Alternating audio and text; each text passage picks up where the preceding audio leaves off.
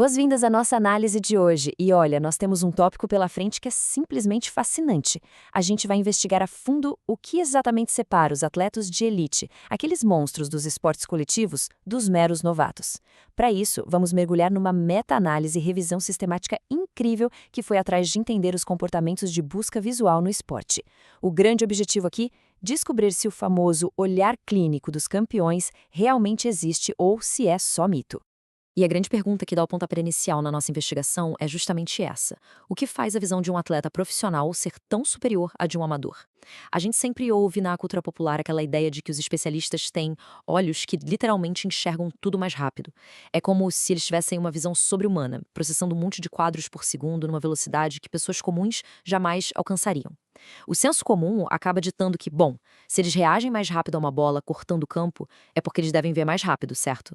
Mas será que a ciência concorda com isso? Pois é, vamos entrar nos detalhes. Tem um contraste enorme entre esse mito popular e o que os cientistas realmente acreditam. De um lado, a gente tem a velha ideia da velocidade visual bruta. Do outro, a hipótese real dos pesquisadores, a de que a vantagem do atleta de ponta não é ver mais rápido, mas sim usar estratégias de busca visual que são altamente eficientes. A literatura sugere que esses atletas de elite têm menos fixações visuais, só que essas fixações duram mais tempo e eles exibem algo chamado quiet eye por muito mais tempo. Resumindo a história, não é sobre a força bruta dos olhos, mas sim sobre a inteligência tremenda com a qual a atenção é distribuída no meio daquele caos absoluto de uma partida. Parte 1. Rastreando o olhar atlético. Para a gente entender a ciência por trás de todos os números que vêm daqui para frente, ajuda muito pensar no olho humano e em como as tecnologias de rastreamento ocular funcionam como se fossem uma câmera fotográfica. A primeira métrica fundamental dessa nossa câmera humana é a fixação. Trocando em miúdos, uma fixação acontece quando o olhar congela num ponto específico. É exatamente igual à lente de uma câmera travando foco num sujeito ali no meio do campo. Os cientistas concordam que a fixação é uma medida direta da nossa atenção focada. E o tempo que esse foco dura revela quais pistas visuais o cérebro está considerando vitais para tomar uma decisão na hora H. Depois, a gente tem a sacada. Esse é o movimento que acontece justamente no intervalo entre as fixações. E olha, as sacadas são incrivelmente rápidas. Elas levam apenas de 30 a 80 milissegundos para acontecer. Voltando para a nossa analogia da câmera, a sacada é aquele movimento rápido de panorâmica, sabe? Aquele giro rápido para examinar um ambiente mais amplo. O cérebro usa isso para provar rapidamente o cenário visual, pulando de um jogador adversário para a bola e da bola para um espaço vazio, captando vários fragmentos do campo antes de travar o foco de novo. E, finalmente, chegamos a um dos conceitos que eu acho mais fascinantes nos esportes.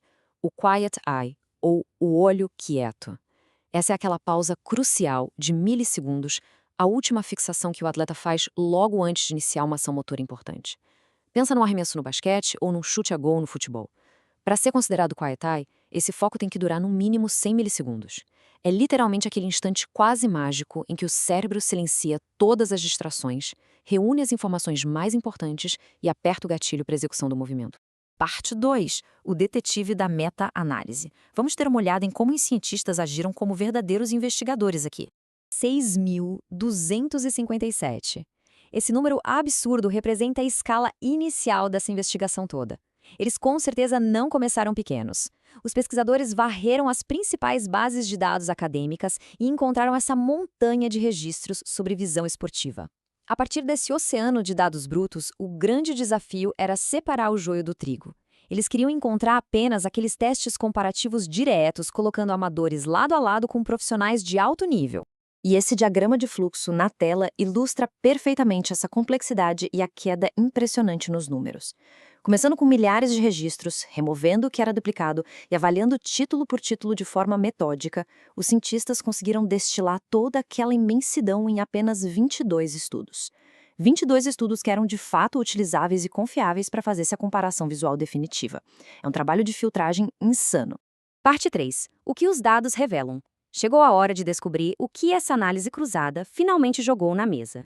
Dando uma olhada neste primeiro gráfico, onde os quadradinhos pretos são os estudos individuais, aquele diamante claro ali na parte inferior mostra uma tendência muito lógica. Os atletas especialistas são inegavelmente mais velhos do que os novatos testados. É um dado demográfico básico, mas é ótimo porque a ciência corrobora isso perfeitamente, ajudando a estabelecer os perfis reais dos dois grupos que a gente está comparando. E seguindo exatamente a mesma lógica, os dados consolidam outro ponto que já era mais do que esperado. De novo, com a posição do diamante ali firme à direita da linha neutra, fica muito claro que os especialistas têm uma bagagem consideravelmente maior de anos de prática no esporte comparado aos novatos. Então, até aqui, sem surpresas. A revisão valida que especialistas são de fato mais velhos e muito mais experientes. Tudo dentro dos conformes. Mas olha, preparem-se para grande reviravolta nessa história toda. Dá uma olhada nos resultados daquelas métricas visuais que a gente acabou de aprender. Número de fixações? O resultado deu estatisticamente não significativo. Duração da fixação? Não significativo? Gente, até o famoso Quiet Eye deu não significativo. De forma super surpreendente, as métricas visuais reais, aquelas que deveriam ser a prova irrefutável separando os craques dos amadores, falharam feio na consolidação matemática. Os dados se mostraram altamente confusos e cheios de ruído. É uma conclusão chocante de se ver, especialmente considerando toda aquela hipótese inicial do olhar clínico. Parte 4. Por que o contexto é rei? Afinal, por que os dados visuais colapsaram desse jeito? A resposta para essa falha não está nos atletas em si, mas na forma como eles foram testados. O primeiro grande vilão que os pesquisadores apontaram foi a alta heterogeneidade dos métodos. Pensa bem, agrupar tarefas visuais super específicas, tipo a atenção de um goleiro numa cobrança de pênalti, e misturar isso com a visão de um armador num contra-ataque de quadra inteira no basquete, colocar tudo isso num grande liquidificador analítico acaba simplesmente apagando as sutilezas da visão em médias matemáticas, que no fim das contas não significam muita coisa. Além disso, a maioria desses estudos usava simulações em laboratório projetadas em telas planas 2D, sem contar que a própria definição de quem era um especialista variava demais de uma pesquisa para outra. Tem uma citação tirada direto das conclusões do estudo que bate na tecla exata do problema. Ela diz que esses acoplamentos entre a percepção e a ação são totalmente específicos do contexto. Ou seja, a forma exata como o jogador olha, processa a cena e move os olhos é completamente ditada pelo que está rolando naquele milissegundo. A visão não funciona num vácuo isolado. Ela está conectada a uma ação motora real, influenciada por aquele adversário específico e pelo ambiente tático. Quando você tira o contexto do corpo inteiro, tira o campo e tira a pressão do momento, você acaba invalidando o recurso mais poderoso que a visão perita possui. O que naturalmente nos traz a uma reflexão final que não quer calar. Será que uma tela plana 2D dentro de um laboratório fechado poderia algum dia replicar o caos verdadeiro e a tridimensionalidade de uma arena esportiva ao vivo? A visão atlética de ponta provou ser um fenômeno altamente complexo e dinâmico, forjado ali no calor e na pressão do jogo, e que claramente escapa de qualquer confinamento estático de um experimento controlado. Fica aí essa reflexão super valiosa para a gente continuar questionando os limites da mente e do corpo em altíssima performance. Muito obrigada por acompanhar a nossa análise de hoje e até a próxima!